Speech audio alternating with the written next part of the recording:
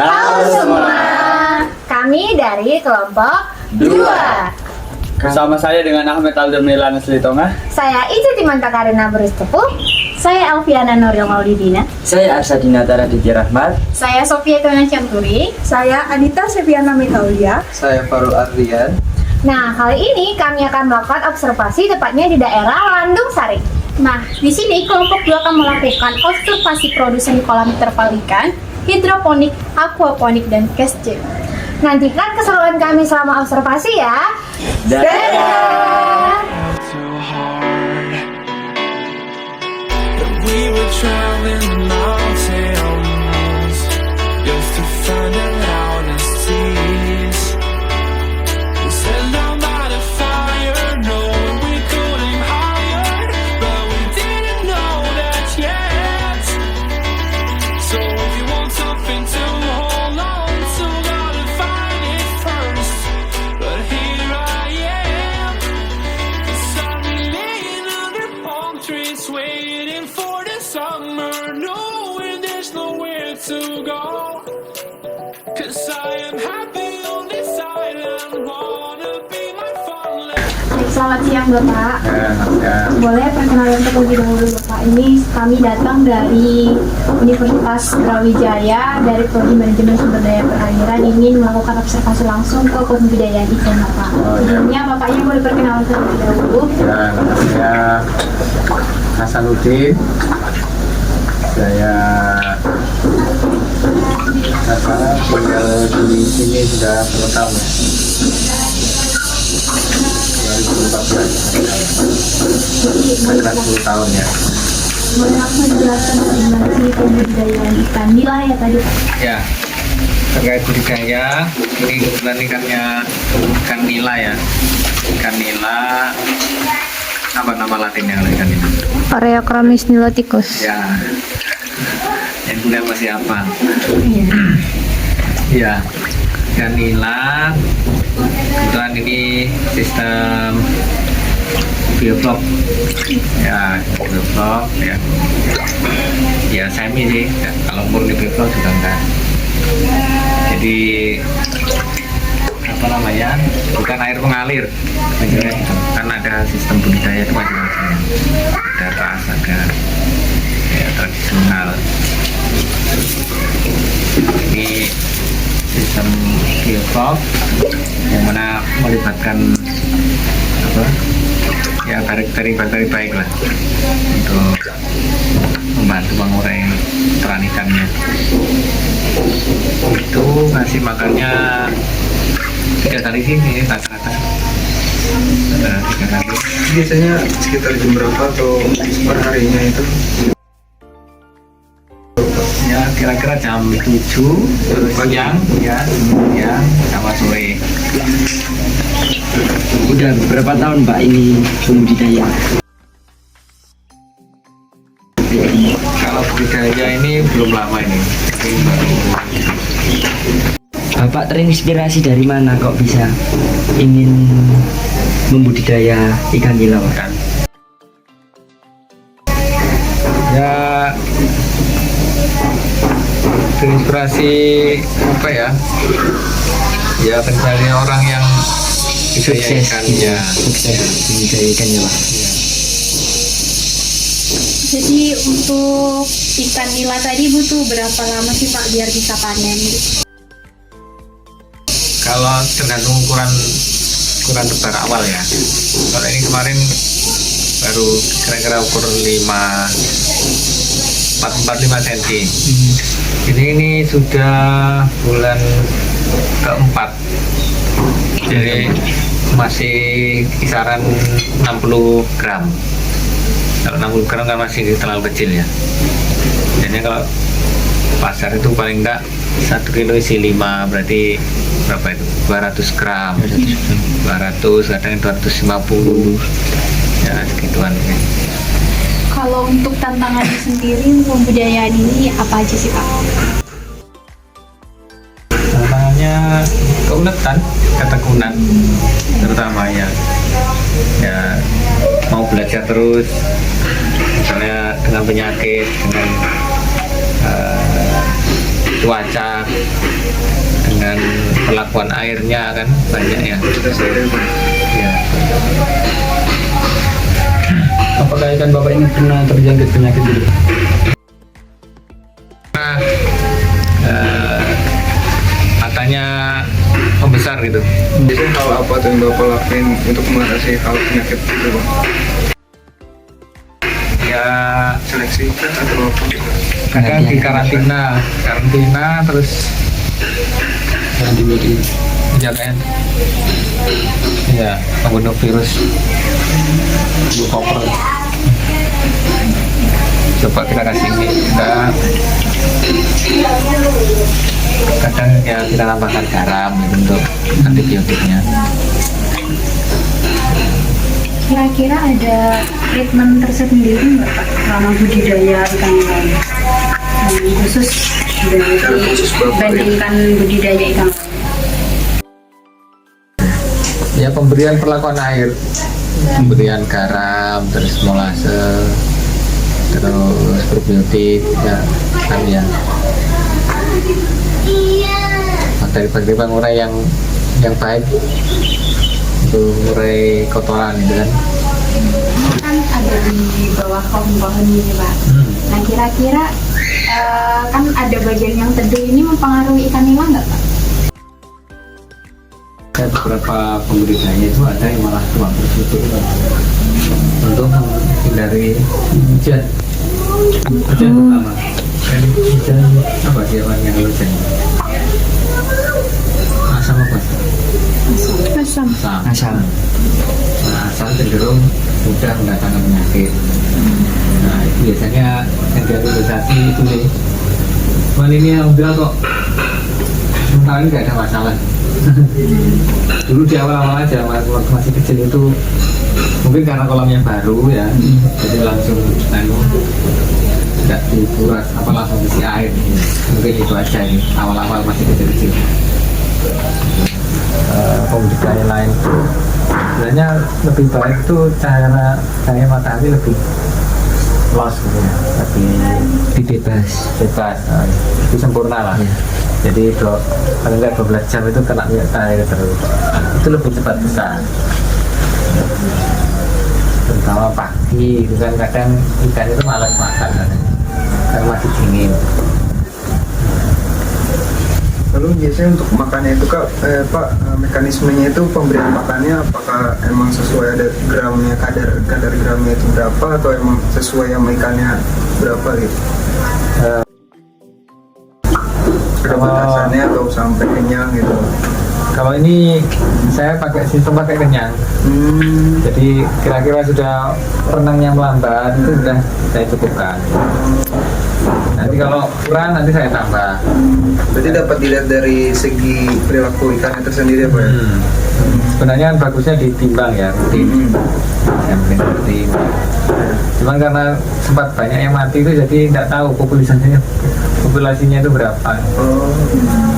Cuman ini aja saya sortir yang agak besar-besar seragam itu tak taruh sini, yang agak kecil tak taruh sebelah. Nah itu supaya ini rebutan makannya nggak kalah terus sih. Iya sih. Udah merata ya Pak? Ya. Ada nggak Pak kayak di kolamnya ini diberi pupuk atau pestisida gitu untuk kolamnya khusus ikan Kalau nila? pupuk enggak. Ini bukan kolam tanah ya.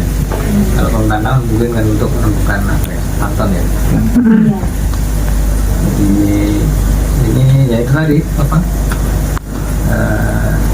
Molase, probiotik, molase, garam, pakan ya. Ada sih yang apa namanya? Kalau ini kan materinya untuk pengurai kotoran ikannya. Ya. Jadi mereknya boleh beda-beda, tapi dilihat ininya apa namanya? Komposisi bakterinya ini. Ini dia pemecah amoniak. Jadi kotoran ikan itu pecah sama dia itu jadi apa? Nitrit ya terakhir ini, nitrit ya itu plankton itu ada ikan. Dan Tadi kan Bapak bilang tuh pakai molase kan. Ya.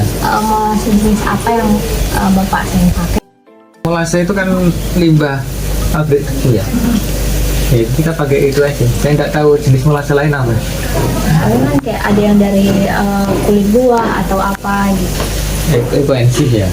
Mirip gitu. Ekoenzim. Nah itu kan berarti bakterinya. Nah bakterinya mungkin itu apa bakterinya yang kalau ekoenzim kayaknya enggak melibatkan bakteri dari luar gitu. Bakteri dari atau dari enzim dari sayur atau buah itu sendiri. Oh berarti Bapak tuh selama ini pakai molase itu yang dari bumbu gitu. Ya, Pak, kira-kira ini kolamnya ada filterisasi atau memang dibiarkan seperti ini? Ada pengurasan secara berkala atau bagaimana ya, Pak? ya karena ini sistemnya bioflok ya. Jadi bioflok itu kan dia enggak buang air sebenarnya. Ya. Kotoran itu dibiarkan diurai oleh bakteri pengurai. Oh gitu, jadi Tadi bakterinya ini. Kalau yang lactobacillus kan untuk campuran makan. Ini untuk air ini.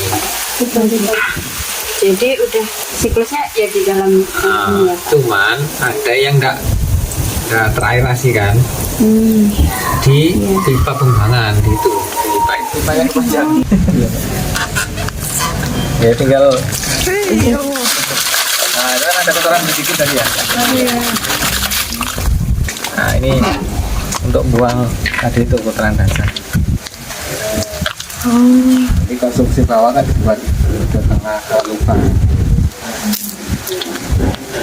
Kayaknya dulu itu sekitar kisaran berapa, Pak, sebelum mau membudidayakan ikan? Jadi kemarin tuh 5 kolam itu sekitar 20 juta. ya konstruksi, tenaga pengerjaan, bibit, mesin aerasi, 20 itu pakan lebih dari separuhnya sudah. Punya latar belakang perikanan Pak, makanya berani buka kolam gini. Ada tapi ya apa sih kalau kuliah kan tidak praktek itu bukan belajar itu. Harus praktek, tidak bisa. Banyak hal di lapangan yang kadang Tidak bisa dapatkan materi. iya nggak bisa, harus benar-benar dilihat. Kalau misalnya pegang ikan ini berapa kilo misalnya, jadi kalau nggak pernah praktek susah ya. Apakah harus nimbangi satu-satu? Beberapa lama kalau dia kolamnya kalau satu, kalau ratusan kolam ya. Amin. semoga nanti bisa jadi produksinya lebih besar. Ya bisa untuk PKN ya. Ya. Ya. Tell me that you keep me safe and never let this fade away. I'm hiding out so they don't see this part of me. Girls like me don't cry. Girls like me pretend we don't cry. Girls like me don't cry. Girls like me pretend we don't cry. Tell me that you keep me safe and never let this fade away. Girls like me don't cry. Girls like me pretend that we don't cry. Lost in the city, both ways I went right through all my options. Menurut Afni Meleh, teknologi bioflok merupakan salah satu alternatif baru dalam mengatasi masalah kualitas air dalam aquaculture yang diadaptasi dari teknik pengolahan limbah domestik secara konvensional yang mampu mengolah limbah untuk meminimalkan limbah sekaligus mendaur ulang limbah menjadi pakan. Nah, bioflok dapat dijadikan jalan keluar alternatif dalam menciptakan budidaya ikan yang ramah lingkungan, berkelanjutan, efisien dalam penggunaan air maupun pakan. Ikan nila adalah salah satu spesies ikan air tawar yang populer untuk dibudidayakan karena beberapa alasan. Contohnya yang pertama adalah tingkat pertumbuhannya yang cepat, di mana ikan nila memiliki tingkat pertumbuhan yang cepat sehingga dapat dipanen dalam waktu relatif singkat dibandingkan dengan beberapa spesies ikan lainnya. Yang kedua adalah toleransi terhadap kondisi lingkungan yang berbeda. Nah, ikan nila ini cukup tahan terhadap berbagai kondisi lingkungan. Mereka dapat hidup dalam air yang relatif buruk kualitasnya, seperti air yang kotor atau memiliki kadar oksigen yang rendah. Nah, meskipun pertumbuhan mereka akan lebih baik dalam kondisi perairan yang lebih baik juga. Nah, yang ketiga adalah fleksibilitas dalam pakan. Nah, nila ini merupakan ikan omnivora yang mampu mencerna berbagai jenis pakan, termasuk pakan buatan dan pakan alami seperti plankton, cacing, atau dedak. Nah, yang keempat adalah fleksibilitas ini membuat lebih mudah untuk dipelihara dan diberi makan. Tingkat reproduksi yang tinggi. Nah, ikan nila ini memiliki tingkat reproduksi yang tinggi, sehingga mereka dapat berkembang biak dengan cepat dalam lingkungan yang berbeda. Secara umum, hambatan budidaya ikan nila sangat banyak. Salah satu penyakit. Penyakit ikan nila yang sering terjadi pada kolam budidaya yang biasa disebut pop eye atau mata ikan membesar, ya, atau masyarakat umum biasanya menyebut exophthalmia. Ciri-ciri dari exophthalmia adalah mata ikan mengalami bengkak, menonjol keluar, dan warnanya buram atau pucat. Kondisi ini dapat menyerang satu maupun kedua mata ikan. Penyebab mata ikan membengkak sangat beragam, mulai dari akibat perkelahian antar ikan, mata ikan terbentur dinding kolam maupun dasar kolam, kemudian disebabkan oleh infeksi bakteri atau parasit dan yang terakhir kualitas air yang buruk. Cara mengobati penyakit exophthalmia memiliki banyak treatment, mulai dari karantina ikan yang terjangkit agar tidak memperburuk kondisi kesehatan ikan dan tidak menjangkit ikan lainnya. Kemudian treatment memberikan garam ikan. Fungsi garam ikan untuk mengatasi serangan parasit dan membasmi jamur Saplokmia. Dan yang terakhir memberikan methylene blue untuk menghilangkan jamur pada kolam. Cara menjaga penyakit exophthalmia pada ikan nila sangat banyak, mulai dari pemeliharaan kolam rutin, memberikan pakan bernutrisi tinggi dan seimbang, dan yang terakhir monitor kondisi kimia dan organik dalam kolam. Bagaimana seharusnya pemeliharaan kolam ikan nila yang baik? Pemeliharaan kolam ikan nila yang baik melibatkan beberapa langkah penting, di mana satu itu kualitas air. Dengan pastikan air kolam tetap bersih dan berkualitas, yaitu dengan memonitor pH, suhu, oksigen terlarut, dan amonia secara teratur. Yang kedua, yaitu pemberian pakan. Berikan pakan yang seimbang dan berkualitas sesuai dengan kebutuhan ikan nila. Dan jangan memberi makan berlebihan agar tidak mencemari kolam ikan. Yang ketiga, yaitu kebersihan kolam. Yaitu lakukan rutin membersihkan kolam dari sisa pakan dan kotoran untuk mencegah penumpukan dan pertumbuhan bakteri yang merugikan. Yang keempat, yaitu pengendalian penyakit, yaitu kita dengan mengamati ikan secara rutin untuk tanda-tanda penyakit atau serangan hama, yaitu lakukan tindakan pencegahan seperti isolasi ikan sakit dan pengobatan jika diperlukan. Dan yang terakhir yaitu pemeliharaan rutin, di mana lakukan pemeliharaan rutin seperti membersihkan kolam, memeriksa kesehatan ikan secara berkala, dan pisahkan ikan jika terjadi ada penyakit, dan mengelola tanaman air jika ada. Pakan yang baik memiliki komposisi zat gizi lengkap seperti protein, lemak, karbohidrat, vitamin, dan mineral. Pemberian pakan yang nilai nutrisinya kurang baik dapat menurunkan kelangsungan hidup ikan dan pertumbuhannya akan lambat, serta dapat menimbulkan penyakit pada ikan yang disebabkan oleh kekurangan gizi atau malnutrisi. Banyak zat-zat gizi yang diperlukan ikan untuk pertumbuhannya berbeda-beda. Pakan akan diproses dalam tubuh ikan dan unsur-unsur nutrisi atau gizinya akan diserap untuk dimanfaatkan membangun jaringan dan daging, sehingga pertumbuhan akan terjamin. Kecepatan laju pertumbuhan ikan sangat dipengaruhi oleh jenis dan kualitas pakan yang diberikan bernilai atau berkualitas baik. Jumlah mencukupi, kondisi lingkungan yang mendukung, dapat dipastikan laju pertumbuhan ikan akan cepat sesuai dengan yang diharapkan. Baik, selanjutnya saya akan menjelaskan tentang keunggulan budidaya ikan nila.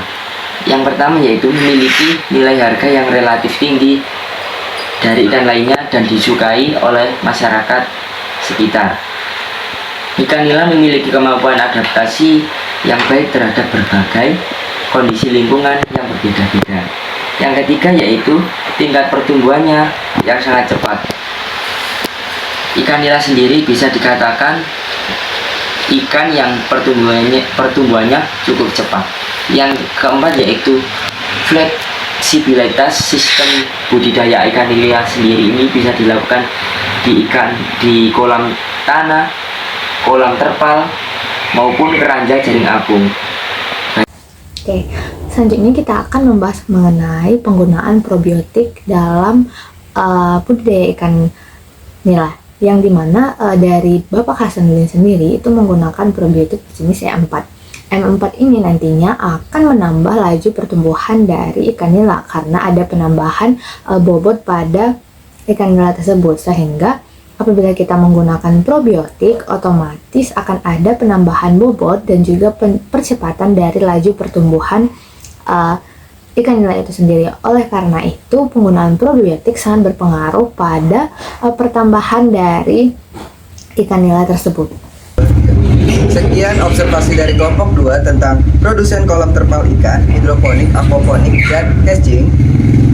Izinkan kami pamit undur diri Dan See you!